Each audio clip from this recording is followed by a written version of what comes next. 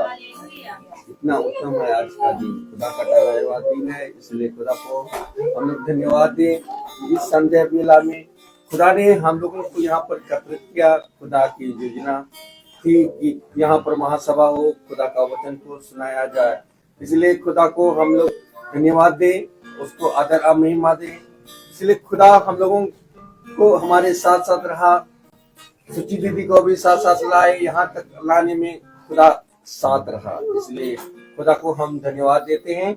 आइए हम खुदा को आदर और महिमा के लिए पहले हम लोग प्रार्थना में जाएंगे, इसके बाद गीतों में, इसके बाद गवाही में, इसके बाद हो जाएंगे। इससे पहले मैं घर की कोई भी सदस्य से अनुरोध करता हूँ कि प्रार्थना में अगुवाई करें। धन्यवाद इस पूरे दिन के लिए आपने हम लोग को दिया। जिस पापा मैं आपसे भी प्रार्थना करती हूँ कि हम सबको अपने जीवन में रखेगा जिस पापा, और जिस पापा मैं आपसे भी प्रार्थना करती हूँ कि हम सबको अपनी बात को बना के रखेगा जिस पापा, और जिस पापा जो आपका वचन हो वो सब अच्छे से होने वाला बनता है, और आपकी स्तुति और आराधना आपके नाम में अच्छे से होने वाला बनता है। और जिस पापा मैं आपसे भी प्रार्थना करती हूँ कि हम सबको अपनी बात को और अच्छे से चलाइए, जिससे कि हम और भी घरों में जाकर प्रचार करने वाले बन पाए। इस प्रार्थना को सुनिए कर लीजिए। आमीन। Praise Lord. Praise the Lord. आइए हम गीत की ओर जाएंगे। पहला गीत है पेज नंबर 109, सॉन्ग नंबर 176, मुक्ति दिलाई यीशु नाम। पेज नंबर 109, गाना संख्या है 176, मुक्ति दिलाई यीशु नाम।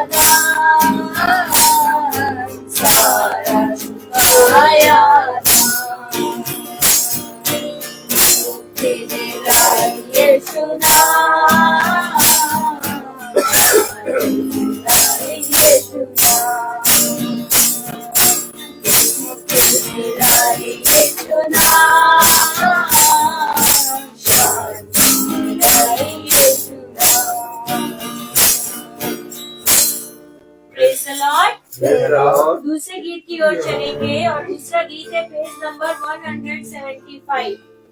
पेज नंबर 175, सॉन्ग नंबर है 278। पेज नंबर 175, गाना नंबर है 278।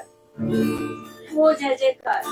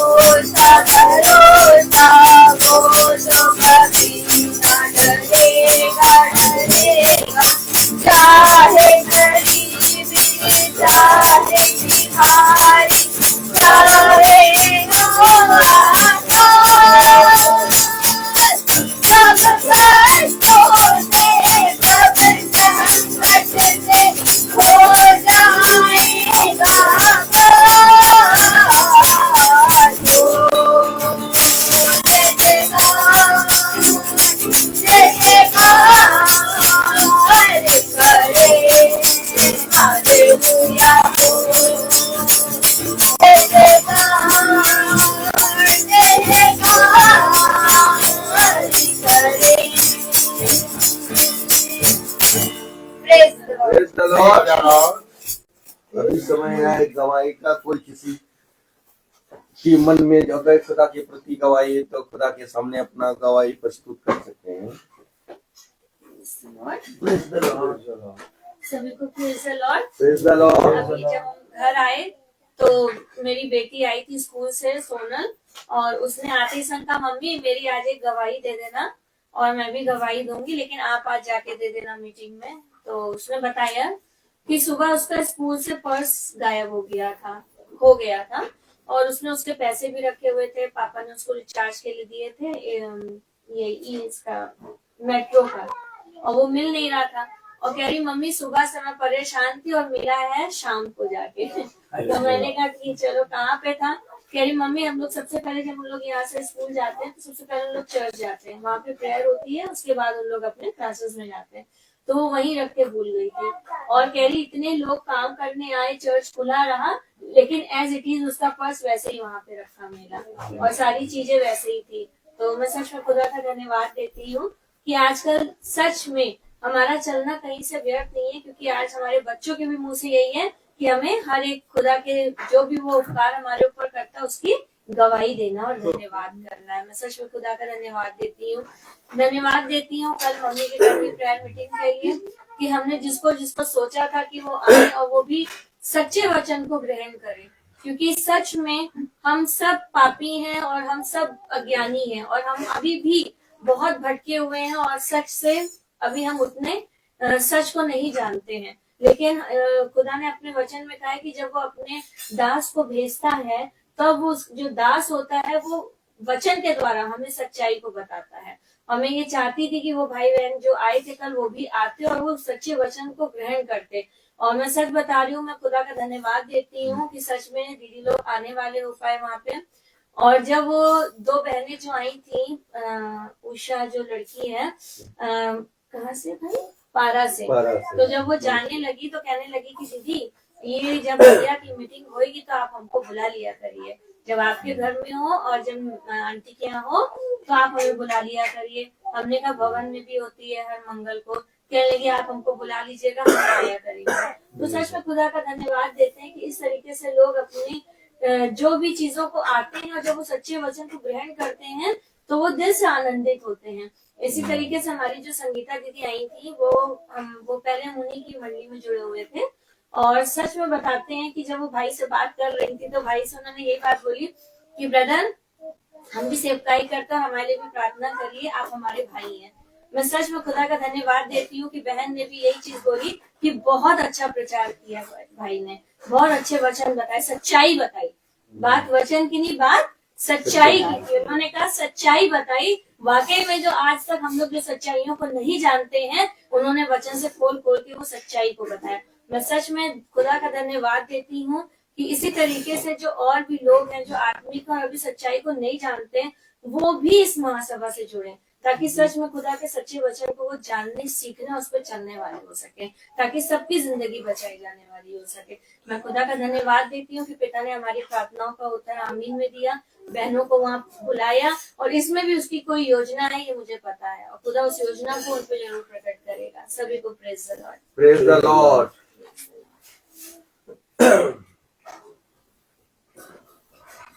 Praise the Lord. अभी हम लोग वचन की ओर जाएंगे, भाई से अनुरोध करूंगा भाई वचन की ओर आगे बढ़ाइए।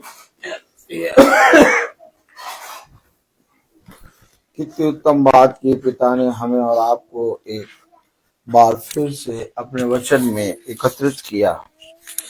मेरे प्यारे भाई बहनों, हम चाहे जहां पर भी रहें इस संसार में, लेकिन हर समय अपने पिता को भाते रहें और उसके लिए हमें एक परिश्रम करना है। Praise the Lord. वो परिश्रम मेरे प्यारे भाई बहनों हर मनुष्य के जीवन में पिता ने नहीं दिया। जब तक पिता का अनुग्रह नहीं होगा, जब तक उसकी दया नहीं होगी, हम और आप उस परिश्रम में भागीदारी नहीं हो पाएंगे।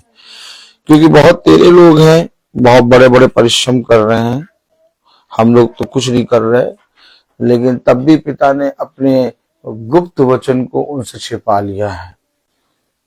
हम देखते हैं कि जाति जाति के लोग कैसे 24 घंटे खाना बांटते रहते हैं, या ठंडा हो चाहे गर्मी हो चाहे बरसात हो, वो ऊंचे ऊंचे स्थानों पर चढ़ते रहते हैं और कैसे अपने आप को, अपने शरीर को बहुत ज्यादा पीड़ा दे के वे बहुत आयत से सच्चाई को जानना चाहते हैं। लेकिन हम लोग के जीवन में कुछ ऐसा नहीं रखा। हम लोग अपने घर में हैं, अपने कामों में हैं और पता नहीं क्यों पिता ने हम सब भाई बहनों को अपने वचन के सत्य को प्रकट कर दिया। आप देखिए आज जाति जाति के लोग कितना कठिन परिश्रम करते हैं। कभी आप देखिए कि वो अपने देवी देवताओं को प्रश्न करने के लिए, उस सच्चाई को जानने के लिए कितना कठिन परिश्रम करते हैं। भोर में ही उठ जाते हैं और नंगे नंगे पांव जाते हैं, कितने उपवास रखते हैं, कितना परिश्रम करते हैं। लेकिन हमें और आपको पिता ने बिना परिश्रम के एक फल दिया है और वो फल है पिता का वचन। आज मनुष्य ने उस फल को जो पिता ने दिया उसको नकार दिया है। क्यों? क्योंकि हम सब लोगों ने ये सोचा कि यीशु मसीह हमारा खुदा है और यीशु मसीह हमें बहुत आयत का जीवन देगा, और हम क्योंकि यीशु मसीह के बच्चे हैं इसलिए हमारा उद्धार निश्चय है। लेकिन हमारा आपका उद्धार तभी हो पाएगा जब हम उसके वचन में चलें। तो मेरे प्यारे भाई बहनों, केवल ये काफी नहीं है कि हम यीशु मसीह के बच्चे हैं या हमें यीशु मसीह का नाम मिला है। आज बहुतेरों ने ये सोचकर अपने उद्धार को ठुकरा दिया, क्योंकि हमें पिता ने चुना और हमें पिता ने एक बहुत बड़ा नाम जो सब नामों में धन्य है अर्थात खुदावन यीशु मसीह ने अपना स्वयं का नाम दिया। वो इसलिए दिया कि तुम इस पृथ्वी पर चलते उठते बैठते उस नाम का बखान करो, उस नाम में बढ़ो, उस नाम को जानो, उस नाम में जियो, उस नाम में हाँ और आमीन करके प्रार्थना करो और उस नाम के गवाह बनो। तो मेरे प्यारे भाई बहनों, वो काम तो हम और आप कर नहीं रहे, लेकिन हम देख रहे हैं कि बहुत आयत से बहुत तेरे लोगों ने उसके नाम को अपने जीवन से नकार दिया। अब हम लोग को पता नहीं पिता ने कहां से चुन के एक समय पर इकट्ठा करना शुरू करा। अब हम देख रहे हैं कि हर एक भाई बहन का विश्वास बढ़ रहा है और इस विश्वास में हम लोग सब जने जितना बढ़ते जाएं उतना पिता की ओर से फलवंत होंगे। तो मेरे प्यारे भाई बहनों, एक बहुत सामर्थी वचन है जो मुझे और आपको मिला है और हम देख रहे हैं कि पिता हमें बहुत आयत से उस वचन के प्रति ईमानदार बना रहा है। तो मैंने कल कहा था योद्धा की बात, Praise the Lord. कि अगर आपके जीवन में सब कुछ अच्छा हो रहा है, सब कुछ अच्छा चल रहा है, आपके जीवन में हर एक बात बहुत अच्छी घट रही है, आप बहुत अच्छे से चल रहे हैं, तो आपके जीवन में कुछ ना कुछ खतरनाक होने वाला है। क्योंकि हमेशा याद रखिए, एक मसीही को अपने जीवन में एक बहुत बड़ी परीक्षा में हर समय बने रहना होता है।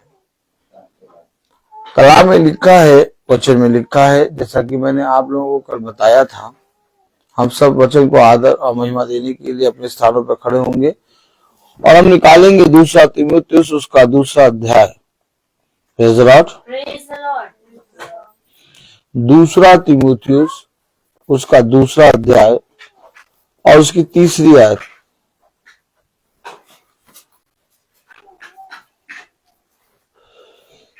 दूसरा तीमुथियुस दूसरा अध्याय और उसकी तीसरी आयत। कलाम में लिखा है, वचन में लिखा है, दूसरा तीमुथियुस दूसरा अध्याय और उसकी तीसरी आयत। Praise the Lord. Praise the Lord. Hallelujah. दूसरा तीमुथियुस दूसरा अध्याय और उसकी तीसरी आयत में लिखा है, मसीह यीशु के अच्छे योद्धा के समान मेरे साथ दुख उठा। खुदावन का वचन जो कि पवित्र है, इस पवित्र वचन को खुदा हम निकम्मों को समझने और उस पर चलने की सामर्थ प्रदान करे। आमीन। हम सब अपने स्थान में बैठ जाएं। आज मैं एकदम अपनी बेटी सृष्टि को छोड़ के आया सुबह सुबह अपनी आंटी के घर। तो जब मैं आया तो मैंने थोड़ी देर के लिए न्यूज़पेपर पकड़ा और उसको खोला और पढ़ा। तो न्यूज़पेपर जैसे ही मैंने पलटा, मैंने उसमें देखा कि कम से कम 3-4 एक्सीडेंट के विषय में बताया न्यूज़ थी। और मैं देख रहा, मैंने पढ़ा कि कैसे न्यूज़पेपर में पहला पेज पलटते ही सारे लखनऊ शहर में 4-5 एक्सीडेंट के विषय में न्यूज आई और कैसे उनके प्राण चले गए। मैंने कहा खुदा सच में तू कैसे हमें महफूज रखता है।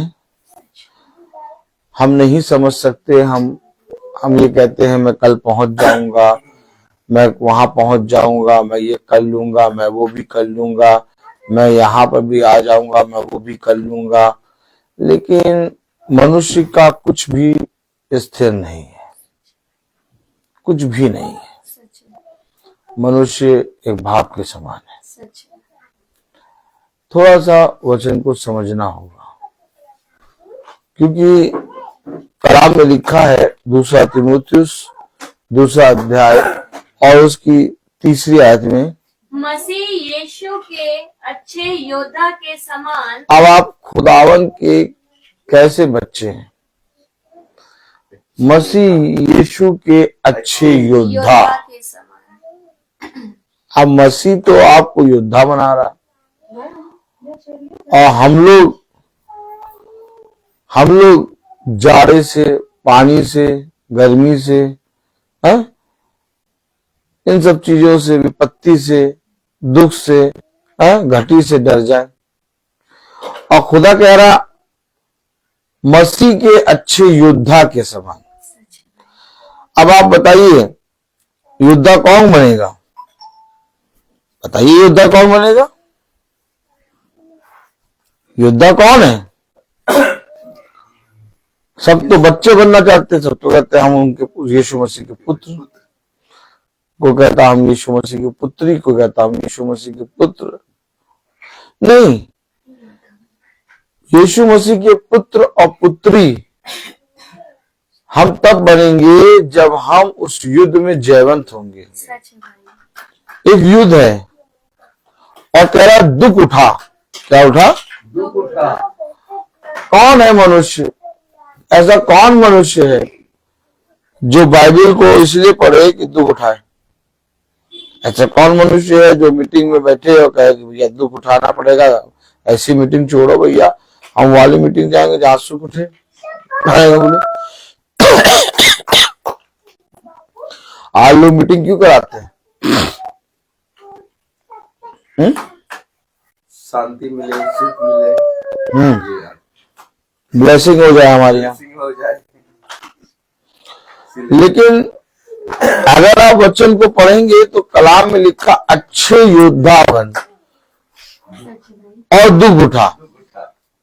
अब आप मुझे बताइए हम मसीह के वचन के अगेंस्ट चले क्या? नहीं। मसीह का वचन योद्धा बनाने के लिए और तुम्हें स्थिर करने के लिए तुम्हें उस दुख की घड़ी में भेजेगा और उस घोर युद्ध के बीच में रखेगा। हमेशा याद रखो, जब तुम देखोगे कि सब कुछ अच्छा हो रहा है और सब कुछ अच्छा चल रहा है, अचानक सडनली विपत्ति आ पड़ेगी। लोग कहते हैं भैया ये पता नहीं कैसा वचन बोलते हैं, हमेशा ऐसे ही टाइप का वचन बोलते हैं, इनके वचन में तो कभी ये नहीं होता कि तुम्हें शांति मिलेगी, तुम्हारा घर बहुत ज्यादा बढ़ेगा, नोटों की गड्डी बढ़ जाएगी। अरे आप हमेशा याद रखिए, यीशु मसीह ने हमें और आपको तैयार रहने के विषय में कहा है। किसके विषय में? तैयार रहने के विषय में। अब हम और आप तैयार ही ना रहे तो भैया हम और आप किस लिए वचन को पढ़ रहे हैं? हम और आप प्रतिदिन मीटिंग में क्यों बैठ रहे हैं? क्यों हम और आप प्रतिदिन मीटिंग में बैठते हैं और प्रतिदिन वचन को सुन रहे हैं? भाई जो वचन को नहीं सुन रहे वो तो उनकी तो बात ही नहीं हो रही है, वो तो तैयारी नहीं है। लेकिन जो तैयार हैं, अगर उन पर विपत्ति आती है तो वो विपत्ति का सामना करते हैं। हमें नहीं, लेकिन जो तैयार है अगर उन पर विपत्ति आती है और वही विपत्ति से भागते हैं तो उनका क्या ठिकाना जो तैयारी नहीं है, वो तो मर जाएंगे। तो हमें और आपको पिता ने क्यों कहा तैयार रहो, चौकस रहो, चौकन्ने रहो, ध्यान रहे कि तुम किस रीति से सुनते हो। तो कलाम में क्या लिखा है? वचन में क्या लिखा? दूसरा तीमुथियुस दूसरा अध्याय और उसकी तीसरी आयत में क्या लिखा? मसीह यीशु के अच्छे योद्धा के समान मेरे साथ दुख उठा। अब बताइए, आपको पिता योद्धा बना के छोड़ के भाग नहीं जाएगा, बल्कि पिता आपके साथ साथ उस युद्ध में आपकी रक्षा करेगा। आमीन। और वो दुख जो आप पर आने वाला है, उस दुख से तुम नहीं बल्कि तुम्हारा खुदा पिता लड़ेगा। आमीन। Praise the वचन Lord. को समझें, वचन को समझें। उसने कहा ये दुख, ये विपत्ति, ये घड़ी, ये कलेश तुम्हारे साथ सदैव बना नहीं रहेगा। कुछ क्षणों का कलेश है, कुछ क्षणों की विपत्ति है, परंतु थोड़े ही समय बाद तुम भोर की किरण देखने पाओगे। आमीन। आमीन। मेरे प्यारे भाई बहनों, मैं आप लोगों को बताना चाहता हूं कि हमें और आपको ये वचन, पवित्र वचन तैयार करता है। यस। एक तैयारी के विषय में एक तुरही फूकी जाती है कि तैयार हो जाओ, क्योंकि स्वर्ग का राज्य तुम्हारे लिए खोल दिया गया है। आमीन। आमीन। ये रोज की मीटिंग, ये रोज की महासभा हमें एक तैयारी की ओर ले जा रही है। अगर हम रोज की मीटिंग, रोज की महासभा इसलिए सुने, इसलिए उसमें कान लगाएं कि हमें शांति मिलेगी, हमारा घराना अच्छा रहेगा, हमें रोग नहीं होगा, हम बहुत खुश रहेंगे, तो भैया इससे अच्छा तो भैया आप भूत सिद्धि वालों के पास चले जाओ। वो आराम से आपको जड़ी बूटी दे देंगे, वो कहेंगे ले भैया ये जड़ी बूटी जलाओ और एकदम मच्छर भगाओ। क्या? मच्छर भगाओ। हाँ, तो ये वचन वाला नहीं है। ये वचन हमें और आपको बहुत आयत का जीवन देता है, हमें और आपको अनंत जीवन के लिए, स्वर्ग के राज्य के लिए तैयार करता है। हमारे और आपके लिए पिता ने बहुत बड़ा आनंद रखा है, हमारे और आपके लिए पिता ने बहुत बड़ा राज्य रखा है, जिसके विषय में दूसरा तीमुथियुस दूसरा अध्याय और उसकी पहली आयत में लिखा है, इसलिए हे मेरे पुत्र, तू उस अनुग्रह से जो मसीह यीशु में है हाँ बलवंत हो जा। देखा क्यों बलवंत कर रहा है, क्यों कह रहा अच्छा योद्धा बन और दुख उठा? मसीह यीशु में जो अनुग्रह है उसमें बलवंत हो जा। लोग कहते हैं पिता तेरा अनुग्रह मुझ पर होने पाए, लेकिन पिता का अनुग्रह तुम्हारे ऊपर क्यों हो जब तुम बलवंती में होना चाहो? बलवंत किस लिए पिता कर रहा है? ताकि तुम मसीह यीशु के अच्छे योद्धा होकर दुख उठाओ और उन विपत्ति, उन कलेशों से, तुम उन विपत्ति और कलेशों को पिता खुदावन यीशु मसीह के नाम में जीतने पाओ। और तब वो भाई बहन जो तुम्हारे आसपास के बैठे रहते हैं, जो अपने जीवन में बहुत आयत से परेशान हैं, वो तुम्हारे जीवन को देख के कह पाए कि इनके जीवन में इतना आनंद कैसे है। थोड़ी देर रुक जाओ, थोड़ी देर ठहर जाओ, क्योंकि जो पिता ने हमें और आपको सिखाया है वो ये नहीं है कि हम और आप प्रतिदिन की मीटिंग को सुने और अपने कानों को झाड़ें और चल दें, बल्कि जो पिता ने हमें और आपको सिखाया है वो आने वाले दिन की, यानी कल की मीटिंग के लिए तैयार करने के लिए।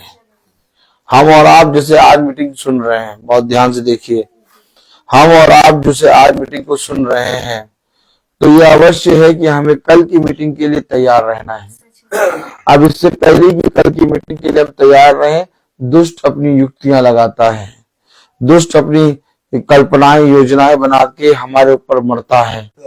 लेकिन जब हम एक अच्छे योद्धा के समान मसीह के लिए दुख उठाकर और उसके वचन में बलवंत बनकर हम आज के वचन में अपने जीवन में बहुत आयत से फलवंत होते हैं, तो आने वाली मीटिंग के लिए हम तैयार हो जाते हैं। आज लोग आने वाली मीटिंग के लिए तैयार क्यों नहीं होते? क्योंकि उन्होंने उस फल को अपने जीवन में ग्रहण नहीं किया, और जितनों ने ग्रहण कर लिया वो उसके आने वाली मीटिंग में, यानी आने वाली सभा में दिखाई देंगे। आमीन आमीन। आप समझ रहे हैं? नहीं समझ रहे? यीशु मसीह के पीछे कितनी लोगों की भीड़ चलती थी, लेकिन यीशु मसीह के पीछे 12 शिष्य चलते थे। हजारों लोग भी चलते थे, वे चंगे हो जाते थे।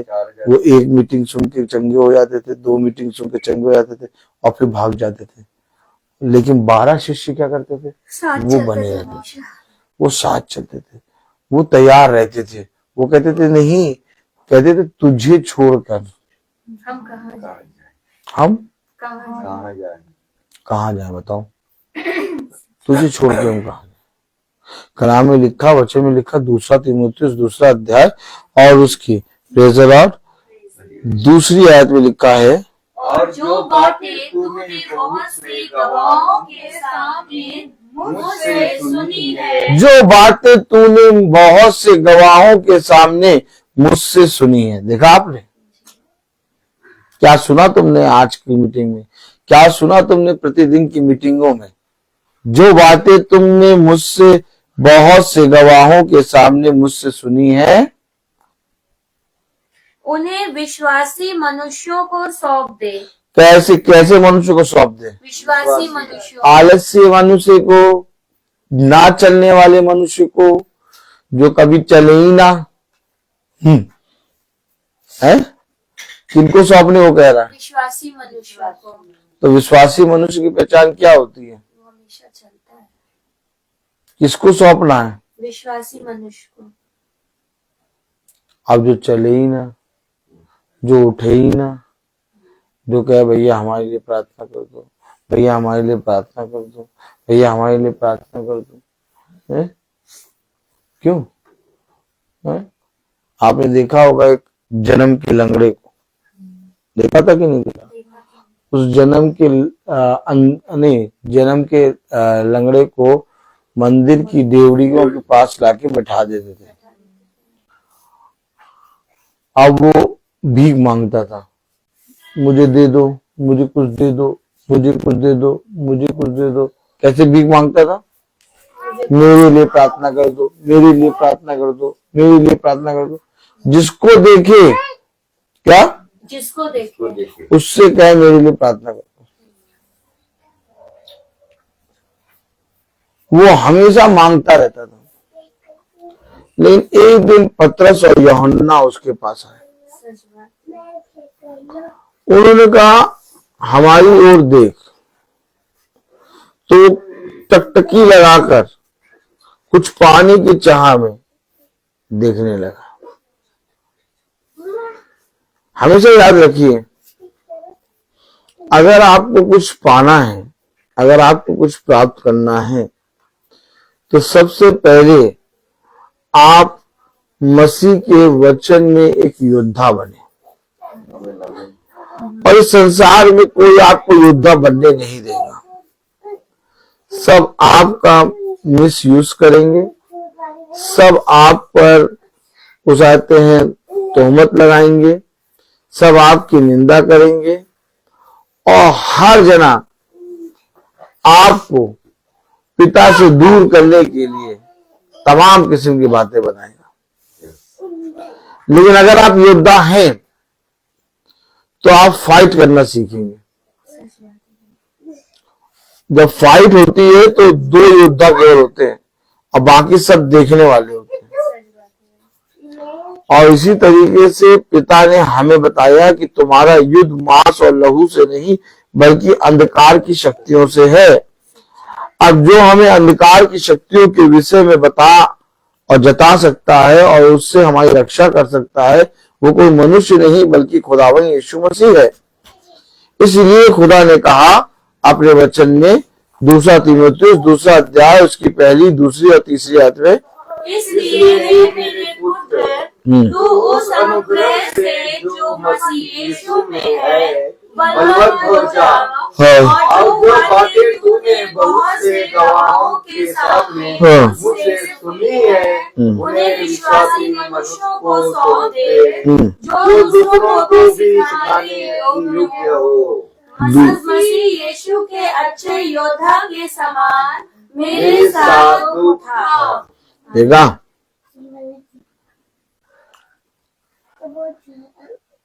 तुझे सबसे पहले एक बात अपने मन में बिठा लेनी है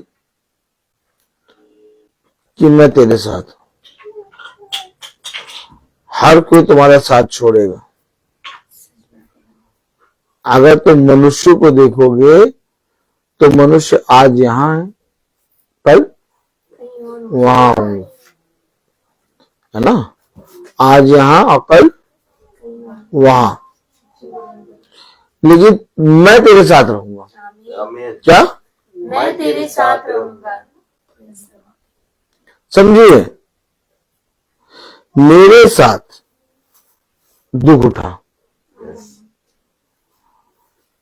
हमेशा याद रखिए,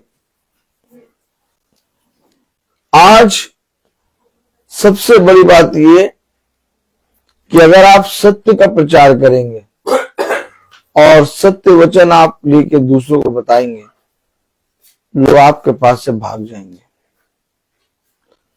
क्योंकि मनुष्यों ने उस सत्य को ना जाना। सच है भाई, मनुष्यों ने झूठ से प्रतीति की। सच बात है। अब आप कैसे फलवंत होंगे जब आप वचन को सुनेंगे ही नहीं? आप वचन को सुनेंगे ही नहीं तो फलवंत कैसे होंगे? अब आप सोचें कि मैं मंगल में एक दिन जाके भवन में बैठ जाऊं और जाके भवन में बैठ के मैं अपनी मन्नतें मांग लूं और मेरी काम पूरे हो जाए। भवन में जाने के लिए भी तैयारी करनी पड़ती है, सच बात है भाई। और वो तैयारी एक दिन की नहीं होती है। आपको प्रतिदिन का वचन सुनना होगा। आप जैसे जैसे वचन सुनेंगे वैसे वैसे आप भवन में जब जाएंगे तो पिता आपसे बात करेगा। अब कलाम कह रहा, वचन कह रहा 4th आयत में, जब कोई योद्धा लड़ाई पर जाता है। कहाँ जा रहे हैं आप? लड़ाई पर। लड़ाई पर। बताइए, आप बताइए। ये बातें अगर किसी को कहे तो कहेगा देखो ये कैसी कैसी बातें बोलता है? क्यों है? किसी को बोल दो लड़ाई पे जा रहे हैं, अरे ये देखो ये हमेशा लड़ाई और मारने और काटने की बात करता है। आप समझिए, अंधकार की शक्तियां चारों ओर आपको वचन के निकट आने से रोक रही है, और जब आप वचन में निकलते हैं, अपना कदम निकालते हैं, तो आप बहुत से शैतान की शक्तियों को हरा के एक युद्ध जीत के आप मीटिंग में बैठते हैं। आप मुझे ये बताइए, आपके जीवन में ये मीटिंग यूं ही आ गई, या तो आप यूं ही उठे और आके मीटिंग में बैठ गए? कितनी दिन आपके अंदर एक युद्ध चला? कितने दिन आपके अंदर एक लड़ाई चली, और हर जगह चले जाते थे लेकिन मीटिंग में ही नहीं जा पाते थे। तो ऐसी कौन सी चीज थी जो हमें हर जगह जाने से नहीं रोकती थी, लेकिन जब मीटिंग का समय आता था तो हमें रोकती थी? और आज आप उसको हरा के मीटिंग में बैठ रहे हैं। तभी तो कलाम में लिखा है 4th आयत में, जब कोई योद्धा लड़ाई पर जाता है। तो योद्धा वो बंदा होगा और लड़ाई पे ज्यादा हो। तो ये मीटिंग, ये महासभा एक योद्धा के लिए है जो प्रतिदिन लड़ाई के लिए निकलता है, आम लोगों के लिए नहीं। क्या आम लोगों के लिए नहीं? हर आदमी इस मीटिंग में, महासभा में आके नहीं बैठ पाएगा। क्यों नहीं बैठ पाएगा? क्योंकि मेरे प्यारे भाई बहनों, इसके लिए एक योद्धा होना चाहिए। आप देखिए, आपने कितने लोगों को बताया होगा, कितने लोगों से कहा होगा, और लोगों ने आके मीटिंग में सुना भी और आपसे कहा भी होगा कि हाँ भाई बहुत बढ़िया, लेकिन वो आ नहीं पाए। क्यों नहीं आ पाए? क्योंकि वो योद्धा नहीं है। हर आदमी लड़ाई के मैदान में नहीं भेजा जा सकता। आप बताइए, नॉर्मल आदमी को लड़ाई के मैदान में भेजेंगे? नहीं भेजेंगे। उसको ट्रेनिंग दी जाएगी, साल भर की कम से कम ट्रेनिंग, भैया साल भर लड़ो, ये सब करो, तब जाके आप युद्ध के मैदान में जाओ, है ना। तो इसी तरीके से पिता अपने पवित्र वचन में, जहां पर पिता का पवित्र वचन होता है, वहां पर घोर अंधकार और घोर युद्ध की घोर शैतान आके बाड़ा बांधता है कि कहीं ना कहीं से कोई बिना मीटिंग में ना आने पाए। लेकिन पिता उस शैतान के दांतों को तोड़ के हमें और आपको एक योद्धा के समान खींच के ला के मीटिंग में बैठाता है। आमीन। इसलिए आज हम लोग इस छोटे झुंड में जो प्रार्थना करते हैं वो पूरी हो रही है। इसीलिए झुंड का एक एक जना अपने श्रापित जीवन से धीरे धीरे मुक्ति पा रहा है। बाकी हम लोग ने प्रार्थनाएं पहले भी करते थे, हैं? पहले भी मीटिंग में बहुत से जाते थे, लेकिन अपने श्राप से मुक्ति नहीं पाते थे। तो आज हम अपने श्रापित जीवन से मुक्ति कैसे पा रहे हैं? क्योंकि कलाम में लिखा 4th आयत में, जब कोई योद्धा लड़ाई पर जाता है, जब कोई योद्धा लड़ाई पर जाता है तो इसलिए कि अपनी भर्ती करने वाले को प्रसन्न करे। देखा, भर्ती करने वाले को प्रसन्न करे। अर्थात हम जहाँ मीटिंग में जा रहे हैं वो यीशु मसीह है और यीशु मसीह ने हमारी भर्ती करी है। तो हम इस मीटिंग में आ रहे हैं अपने पति को खुश करने के लिए नहीं, अपने बच्चों को खुश करने के लिए नहीं, अपने आप को खुश करने के लिए नहीं, अपने खुदावन यीशु मसीह को खुश करने के लिए कि हमारा खुदा हमारे जीवन से खुश हो। भर्ती करने वाले के लिए कलाम में क्या लिखा? जब कोई योद्धा लड़ाई पर जाता है तो इसलिए कि अपने भर्ती करने वाले को आप किस लिए लड़ाई में आए? अपने भर्ती करने वाले को प्रसन्न करे। अपनी भर्ती करने वाले के नाम से, खुदावन यीशु मसीह के नाम से आप मीटिंग में आए हैं। आमीन। आप ब्रदर रोहित के नाम में आए हैं? नहीं। आप चाहते हैं इस मीटिंग में आप अपने बच्चों के लिए आए हैं? आप इस मीटिंग में किसके लिए आए हैं? यीशु मसीह के नाम में जो मीटिंग हो रही है उस नाम में आए। अर्थात कलाम कह रहा 4th आयत में, जब कोई योद्धा लड़ाई पर जाता है, जब कोई योद्धा लड़ाई पर जाता है इसलिए कि अपने भर्ती करने वाले को प्रसन्न करे। तो इसलिए अपने भर्ती करने वाले को प्रसन्न करे। अपने आप को संसार के कामों में नहीं फंसाता। तो क्या जो नहीं आ पा रहा है वो संसार के कामों में फंसे? यस। अब आप समझे? अब आप समझे वो क्यों नहीं मीटिंग में आ पा रहे? संसार के कामों में फंसे। अगर आपको खुदा को खुश करना है तो संसार के कामों में अपने आप को नहीं फंसाएंगे, आप निकल जाएंगे। आप जानते हैं कि मेरा खुदा मुझको देख रहा है। अच्छा, वो क्यों नहीं निकल पाते? फंसे हैं। संसार के कामों में फंसे। और जो संसार के कामों में फंसा होता है वो उसको जो मीटिंग में निकल रहा उसको भी रोकता है। तुम भी फंसो, तुम भी आओ। अब देखा आपने? आपने देखा? नहीं देखा? नहीं देखा? क्या देखा आपने? कि जो फंसे हुए हैं वो क्यों कहते हैं क्यों जा रहे हो? रोज रोज जाके क्या मिलेगा? हफ्ते में एक दिन चले जाया करो, बहुत सी बातें आपको सुनाई देंगी। जब वो लोग ये बात कहें तो आप अपने हृदय में जान लेना ये संसार के कामों में फंसे हैं और उनके लिए दुआ करना कि पिता जैसे तूने मुझे इस संसार के कामों से छुड़ाया वैसे उन्हें भी छुड़ा। अब आप देख रहे हैं, अब आप समझ रहे हैं कि हर कोई मीटिंग में क्यों नहीं आ पाएगा।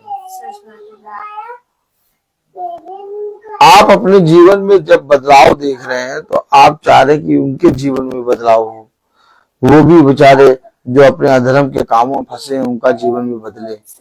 और हम जाके बताते भैया ऐसा ना करो, ऐसा ना करो, चलो हम बताएं यहाँ चलो, लेकिन इतना बताने के बाद भी वो नहीं आ पाते।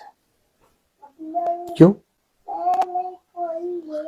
क्योंकि अधर्म के कामों में, संसार के कामों में फंसे। अब आप क्या चाहते हैं कि वो जो संसार के कामों में फंसे हैं उनको हम नाश होने दें? कि उनको छुड़ाने के लिए हमें पिता ने जो योद्धा बनाया है, हमें योद्धा किस लिए बनाया? ताकि हम वचन लोगों को बताएं और योद्धा किस लिए बनते हैं?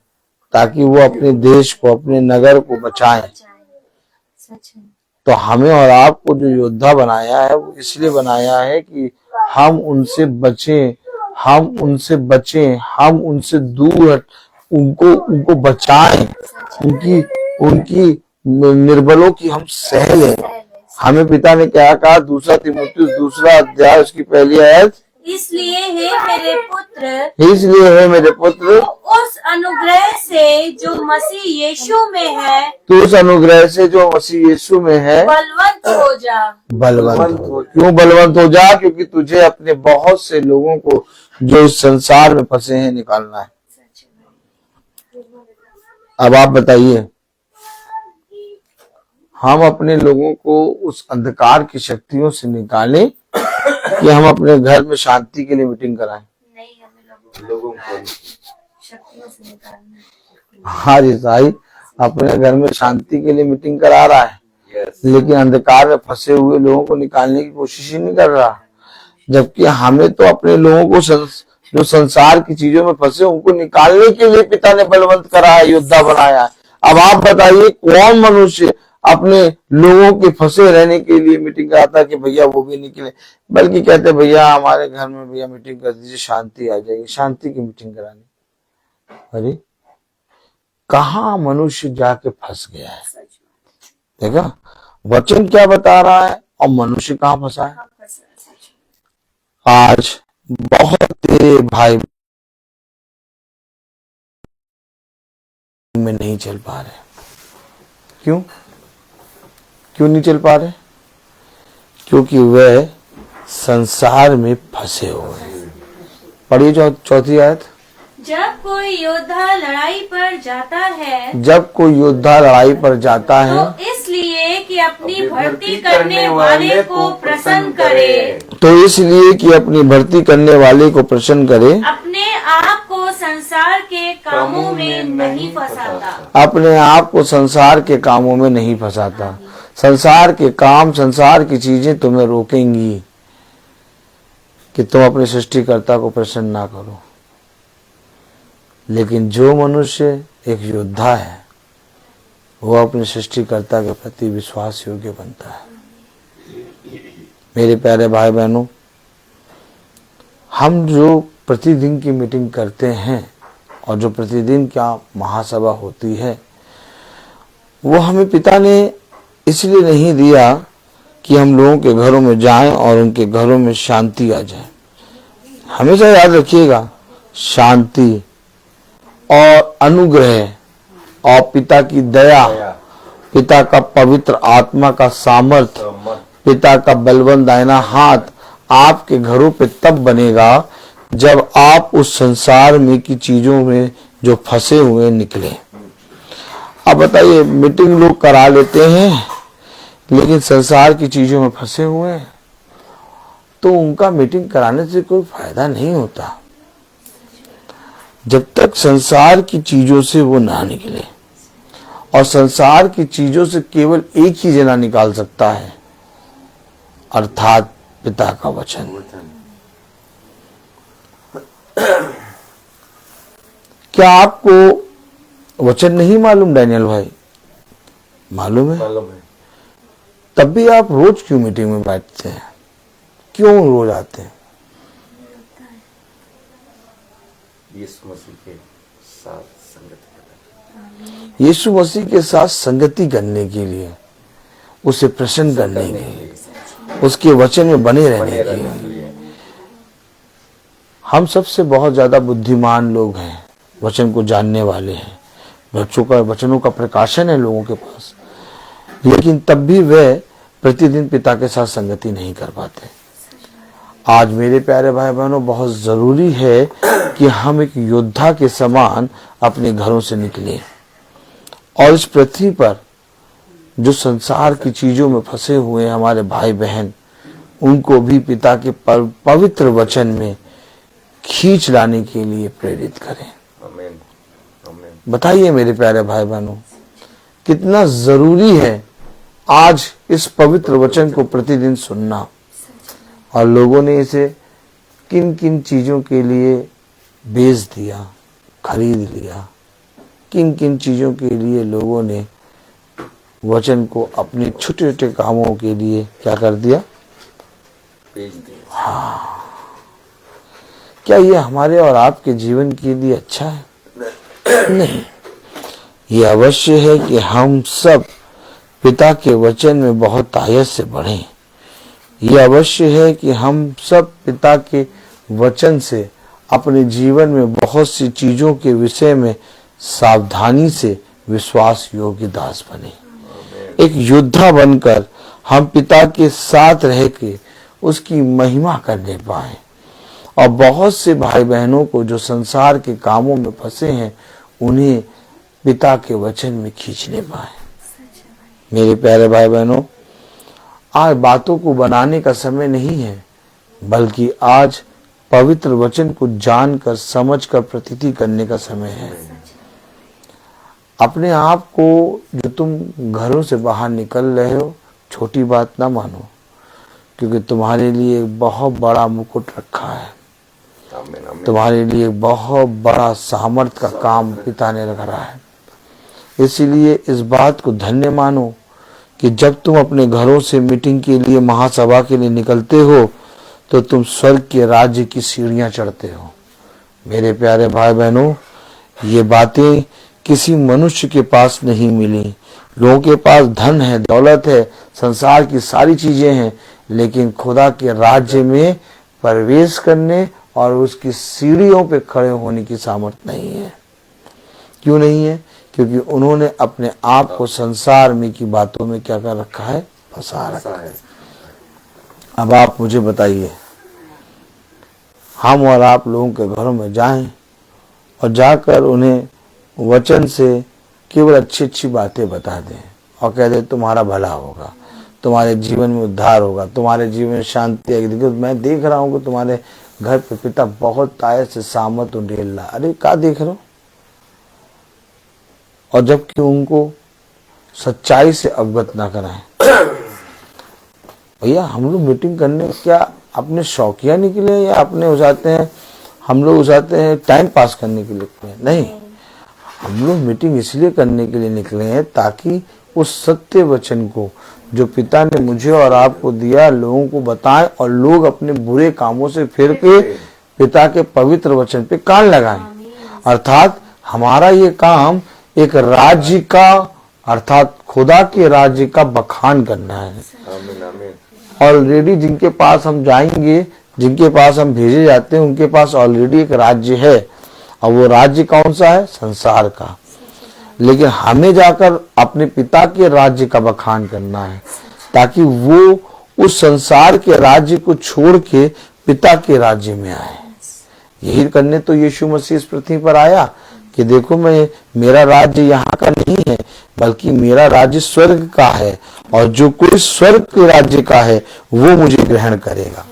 हमेशा याद रखिए मेरे प्यारे भाई बहनों, हम और आप अपने आप को जो वचन में निकलते हैं, महासभा में प्रतिदिन निकलते हैं, ये छोटी बात ना जाने, बल्कि ये हमारे और आपके लिए बहुत बड़ा अनुग्रह है कि पिता ने इस अंत के समय में हमारी और आपकी आंखों को खोला और अपनी सेवकाई में चलने का अवसर दिया। नहीं तो आज भी हम कहीं ना कहीं चल रहे होते, कहीं ना कहीं जा रहे होते, उन जगहों पर जहां पर हमारा मन लगता नहीं, हमारे घर में अशांति आती रहती और हम निरंतर अंधकार में गिरते रहते।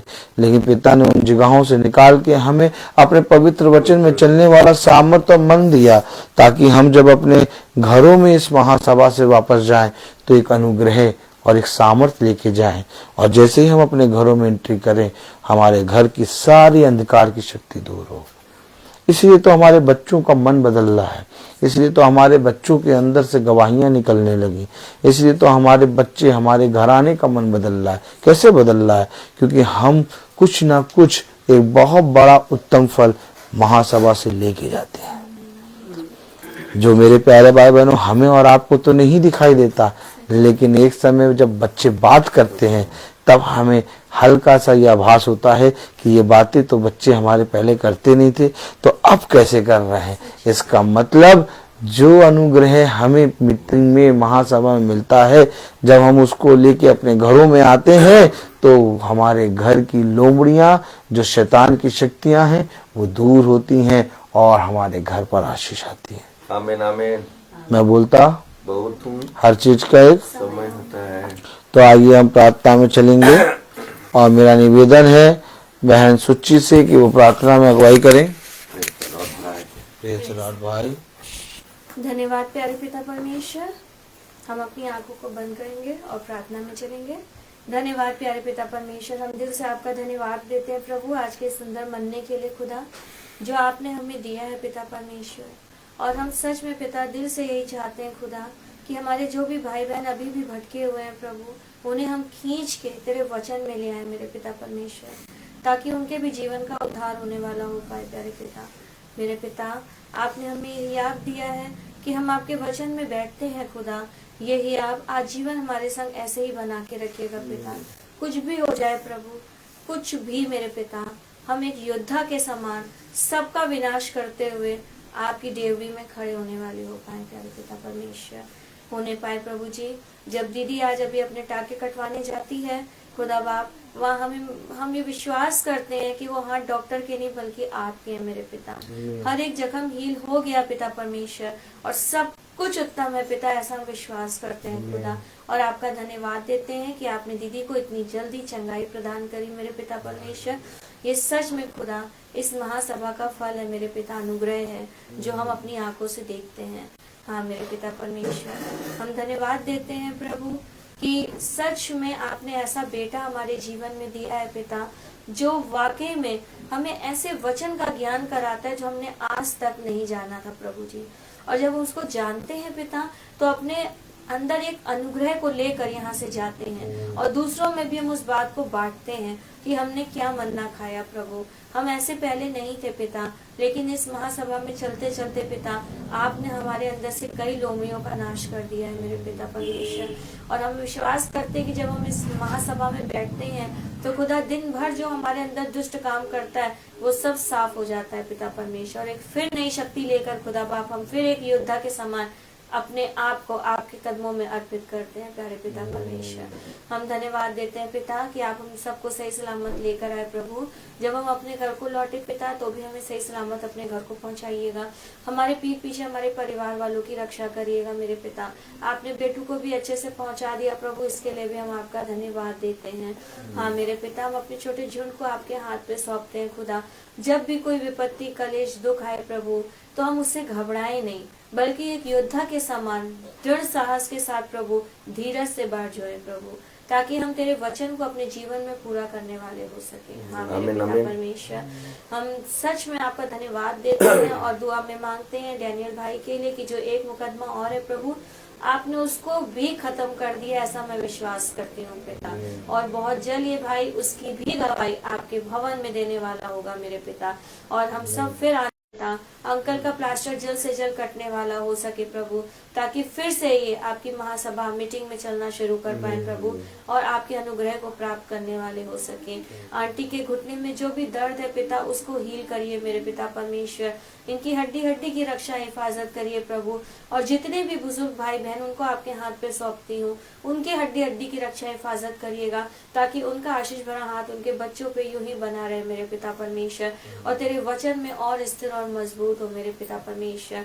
हाँ मेरे पिता, सारी दुआ प्रार्थना को सिर्फ और सिर्फ अपने उद्धारकर्ता यीशु मसीह के नाम में मांगते हैं खुदा, दया से सुन के पूरा करें। आमीन। हे हमारे पिता तू जो स्वर्ग में है, तेरा नाम पवित्र माना जाए, तेरा राज्य आए, तेरी इच्छा जैसे स्वर्ग में वैसे इस पृथ्वी पर भी पूरी हो। हमारा प्रतिदिन का आहार हमें दे और हमारे अपराध हमें क्षमा कर, जैसे हम भी अपने अपराधों को क्षमा करते हैं। और हमें परीक्षा में न डाल परंतु बुराई से बचाओ, क्योंकि बादशाहत कुदरत महिमा जलाल सलाम की है। आमीन। अब हमारे खुदावन यीशु मसीह का फजल, खुदा बाप की मोहब्बत, पाक रूह की रिफाकत और शराकत हमें से हर एक विश्वासी जन के साथ अब से लेकर अनंत काल तक होती रहे। आमीन। धन्यवाद धन्यवाद धन्यवाद, सारी आशीषों के श्रोते धन्यवाद धन्यवाद धन्यवाद धन्यवाद, सारी आशीषों के श्रोते धन्यवाद, सारी आशीषें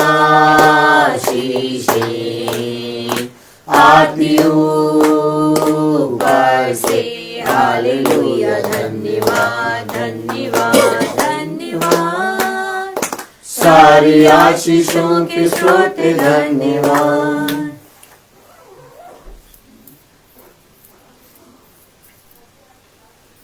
सब भाई बहनों को praise the Lord. Praise the Lord. सूचित किया जाता है कि कल की प्रार्थना भवन में शाम को 4 बजे होगी। कल की प्रार्थना भवन में शाम को 4 बजे होगी। सब भाई बहनों को praise the Lord. Praise the Lord. Praise the Lord.